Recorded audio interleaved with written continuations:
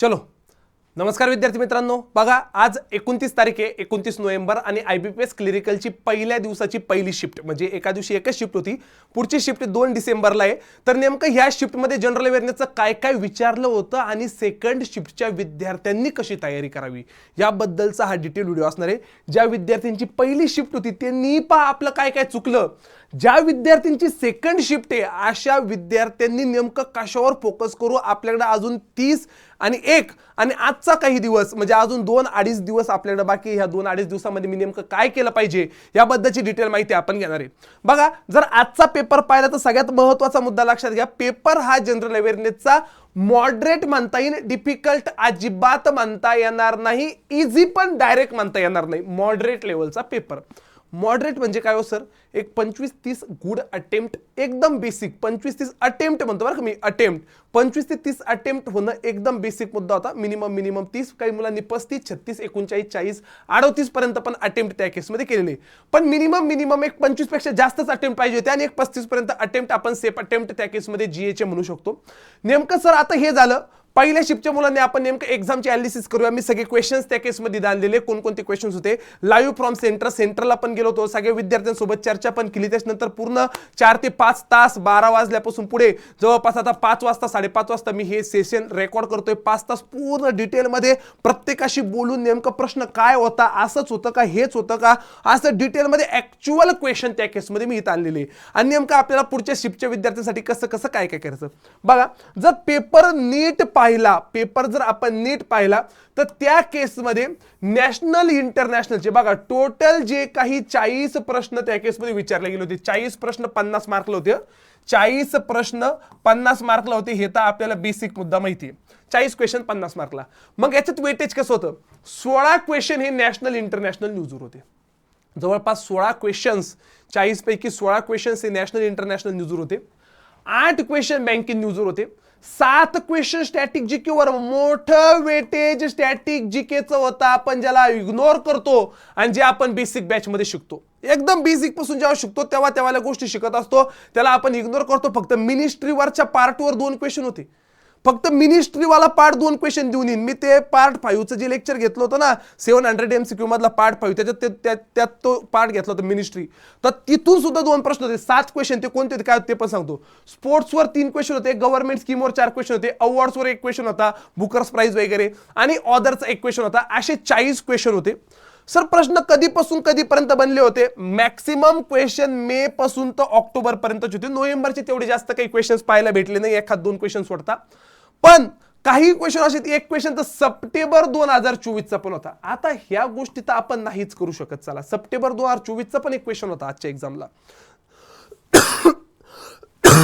September 2024चा एक प्रश्न त्या केसमध्ये विचारला गेला होता. मग तो कोणता काय ते पण मी तुम्हाला सांगणार. 2 मार्कला होता तो क्वेश्चन. मग आता एवढं मार्कचं करंट अफेअर नाही करू शकत, पण बेसिक आपण या गोष्टी करू शकतो.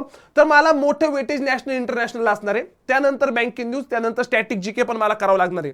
मग आज हे विचारलं तर उद्या काय विचारतील याच्याबद्दल पण मी तुम्हाला सांगतो. डेज विचारला गेला होता, मिनिस्ट्रीवर प्रश्न होते, वेगवेगळे प्रश्न होते. गुड अटेम्प्ट 25 ते 30च्या दरम्यान असावे. सेकंड शिफ्टच्या विद्यार्थ्यांनी काय करावं, सेकंड शिफ्टच्या विद्यार्थ्यांनी सर्व मॅगझिन पुन्हा एकदा चांगले वाचावे, आपले रिव्हिजन सेशन करावे. स्टॅटिकची रिव्हिजन सेशन असेल, गव्हर्नमेंट स्कीमवाला लेक्चर असेल तर हे वाले लेक्चर्स करावे. तुम्हाला नेमकं फायदा होईल आणि ह्याच रिलेटेड तुम्हाला प्रश्न विचारणार आहे. म्हणून हे टॉपिक जे मी तर तुम्हाला सांगणार आहे, जे टॉपिक आज एक्झाम विचारत होते त्या रिलेटेड तुम्हाला क्वेश्चन्स पाहायला भेटू शकतात. सर नेमकं काय विचारलं होतं एकदा आपण बघू. काय काय विचारलं होतं. आता फर्स्ट शिफ्टच्या मुलांनी ज्यांनी पेपर दिला त्यांनी पण बघा, सेकंड शिफ्टचे विद्यार्थी पण आपण बघूया कसे प्रश्न होते. बघा, GA बाय अक्षय चोळके नावाचा टेलिग्राम चॅनल, या चॅनलवर मी सगळ्या गोष्टी टाकलेल्या आहे. पहिला प्रश्न होता 2 मार्कला. हा प्रश्न होता 2 मार्कला आणि बेसिक युट्यूबला पण हे लेक्चर अवेलेबल आहे मिनिस्ट्रीचं.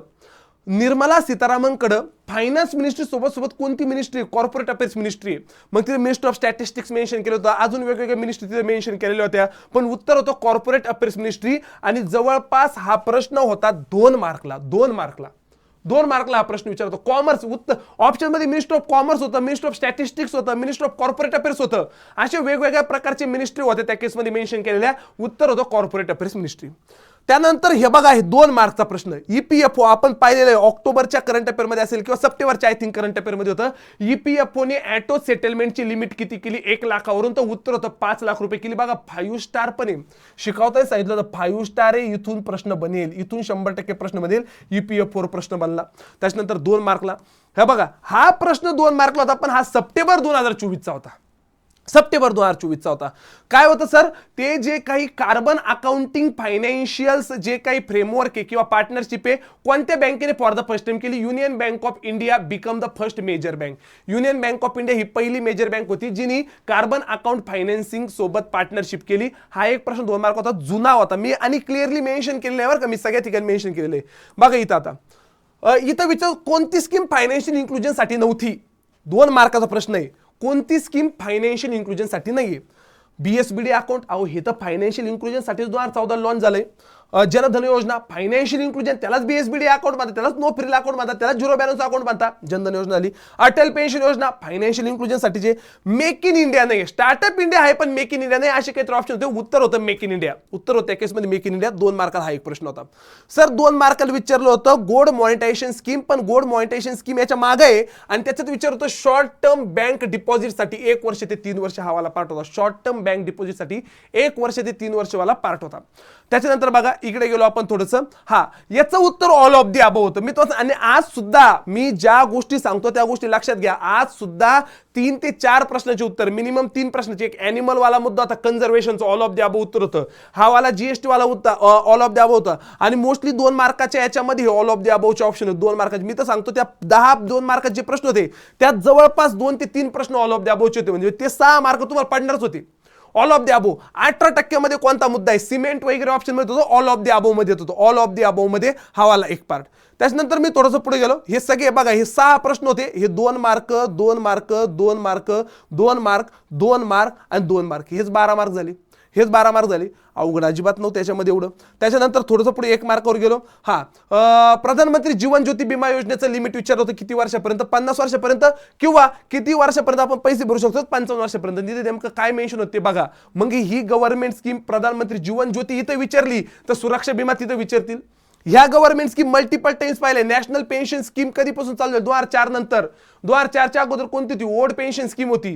2004 नंतर नॅशनल पेन्शन स्कीम आली. 2025 पासून यूपीएस आली. हा एक प्रश्न होता. उत्तर 2004. त्याच्यानंतर बघा, हावाला एक ब्रँड अँबॅसिडर वाला प्रश्न विचारला होता. विकसित भारत बिल्डथॉनचा ब्रँड अँबॅसिडर कोणी? शुभांशु शुक्ला. त्या केसमध्ये उत्तर होतं हे जे पॅरा ॲथलीट वर्ल्ड चॅम्पियनशिप झाली त्यात भारताचा रँक विचारला होता. पॅरा ॲथलीट वर्ल्ड चॅम्पियनशिप मध्ये भारताचा रँक विचारला होता. 10वा रँक आहे. त्याच्यानंतर मी थोडंसं पुढे जातो. बघा आता हा एक प्रश्न थोडासा अवघड होता. सुलतान जोहर कप कोणत्या खेळाशी रिलेटेड आहे? अवघड होता, नव्हता येणार सोडवता.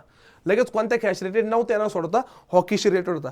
आणि बघा जे विद्यार्थ्यांनी प्रश्न आणले ते यातला एखादा प्रश्न फार तर एखादा, मी म्हणत नाही जास्त, एखादा प्रश्न चुकू शकतो. एखादा फार तर एखादा, याच्यापेक्षा जास्त नाही, ते पण चुकू शकतो. म्हणजे थोडंसं काहीतरी वेगळं विचार जाऊ शकतं. पण ऍक्च्युअल 99% ॲक्युरसी हेच क्वेश्चन होते 99% केसमध्ये. आणि ज्या विद्यार्थी खरंच फर्स्ट शिफ्टचे पाहत आहेत, तुम्हाला आपल्या लेक्चरचा, आपल्या स्पेशल बॅचचा, आपल्या रेग्युलर बॅचचा तुम्हाला जर फायदा झाला असेल ना, निश्चित कमेंट बॉक्समध्ये नोंदवा बरं का. कारण बघा 11, 11:30, 11:45 तुमचा पेपर संपलेला आहे. आता 5:31 झालेली आहे.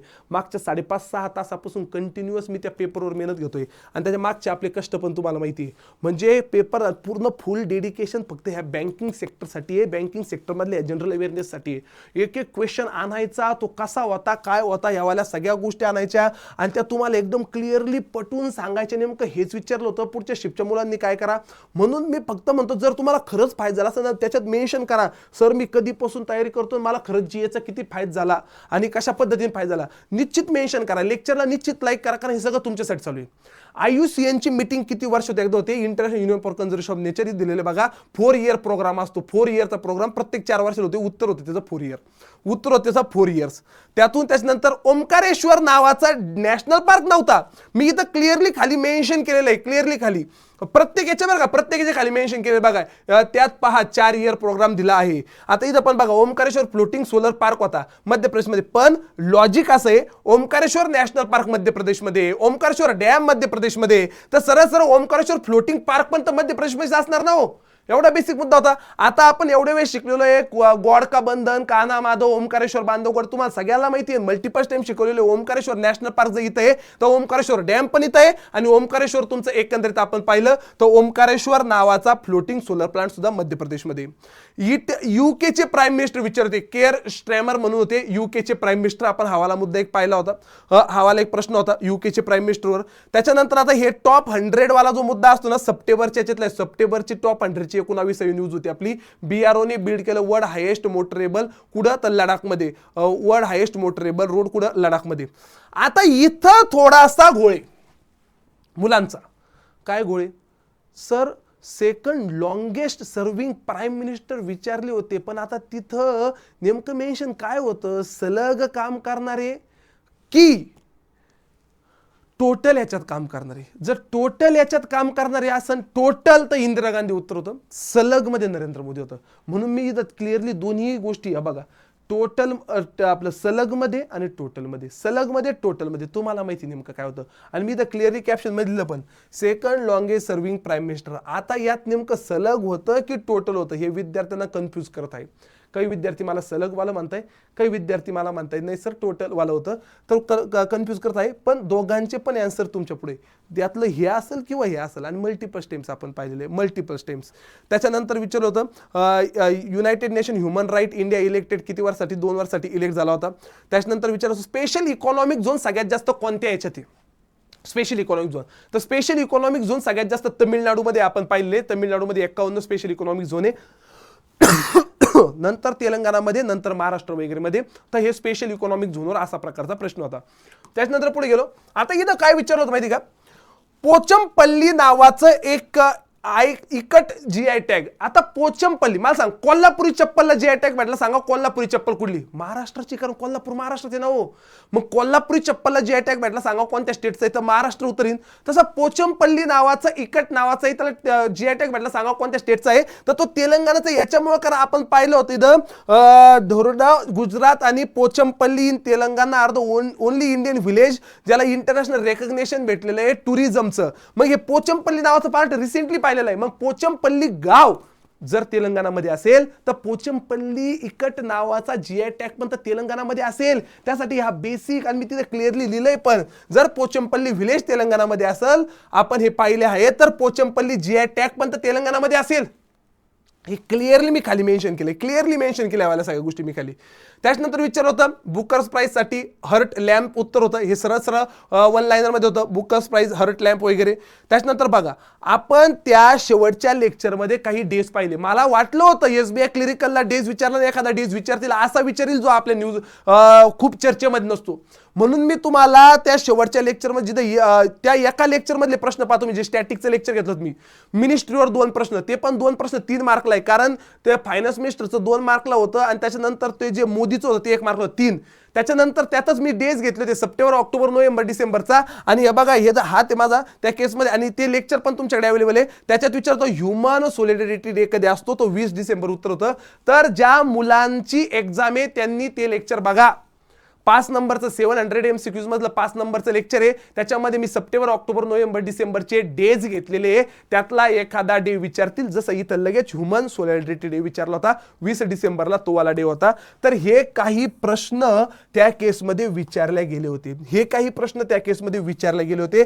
ह्या पद्धतीने मला अभ्यास करावा लागेल. थोडंसं वेटेज मला नॅशनल इंटरनॅशनलचं त्या केसमध्ये वाढवावे लागेल. बाकी स्टॅटिकवर पण मला भर द्यावा लागेल, स्टॅटिक वाल्या पार्टवर पण मला भर द्यावा लागेल. पेपर मॉडरेट येईल, घाबरून जाऊ नका. आणि एक मुद्दा लक्षात ठेवा, पहिल्या जसं मागच्या वेळेस एसबीआय झालं होतं, पहिली शिफ्ट सोपी, सेकंड शिफ्ट अवघड आली होती, म्हणून मुलालाही घाबरले होते, आणि त्याच्यामुळे बाकीच्या सब्जेक्टवर तुमचा इम्पॅक्ट पडतो. तसं होऊन देऊ नका. जर चुकून 2 डिसेंबरची एक्झाम अवघड आली तर खचून जाऊ नका, नॉर्मलायझेशन होत असतं. जे येतंय ते क्लिक करा. नाही तर पहिल्या शिफ्टचा पेपर तर असा होता, सरांनी शिकवले सगळं आलं होतं, आमच्या शिफ्टला काहीच नाही आलं, आम्हीच काय पाप केलंय काय, आम्ही सेकंड शिफ्टला येतो. तुम्ही खचून जाऊ नका, कॉन्फिडन्स ठेवा तुमच्यामध्ये, आणि त्या हिशोबाने तुम्हाला लढायचंय, कॉन्फिडन्स ठेवायचा आहे. पेपर अवघड आला तरी लढायचंय, सोपा आला तरी लढायचंय. सोपा आला तर खूप आनंदात होऊन जायचं नाही, खूप आनंदी व्हायचं नाही, अवघड आला तर हरून जायचं नाही. टॅकल करायची ती सिच्युएशन आणि आपल्याला पुढे जायचं आहे. नॉर्मलायझेशनमध्ये तुमचा फायदा होईल. SBIच्या सेकंड शिफ्टचे पण भरपूर विद्यार्थी पास झालेले, म्हणून सेकंड शिफ्टचा कसा पेपर असणार आपण आजच डिसाईड नाही करू शकत, पण ह्या रिलेटेड प्रश्न विचारतील. डेज विचारतील, नॅशनल पार्क विचारला होता, एक बेतला नावाचा नॅशनल पार्क विचार झारखंडचा. याच्या पलीकडे आता हे जे मी क्वेश्चन दाखवले तुम्हाला हे मी शिकवलेले होते, याच्या व्यतिरिक्त पण काही क्वेश्चन्स होते ना, जसं सगळ्यात जास्त गोल कोणीच केलेले, ते रोनाल्डो उत्तर होतं डायरेक्ट. बेतला नावाचा नॅशनल पार्क कुठे, झारखंडमध्ये तो नॅशनल पार्क आहे. हे पण काही प्रश्न त्या केसमध्ये होते. त्या GA बाय अक्षय चोळके नावाच्या टेलिग्राम चॅनलवर मी सगळे क्वेश्चन्स अपलोड केलेले, सगळे क्वेश्चन्स तुम्हाला दिलेले, तुम्ही तिथे जाऊन ते वाचू शकता. मग नॅशनल पार्क तिथे विचारला, इकडे पण विचारतील. डेज तिथे विचारला, डेज इकडे पण विचारतील. स्पोर्ट्सवर प्रश्न तिकडे पण होते, स्पोर्ट्सवर प्रश्न इकडे पण विचारतील. नॅशनल इंटरनॅशनल तिकडे होतं, इकडे पण विचारतील. ह्या हिशोबाने आपल्याला आपली पुढची तयारी करावी लागेल. चालेल, अधिक माहितीसाठी तुम्ही GA बाय अक्षय चोळके नावाचं टेलिग्राम चॅनल जॉईन करा.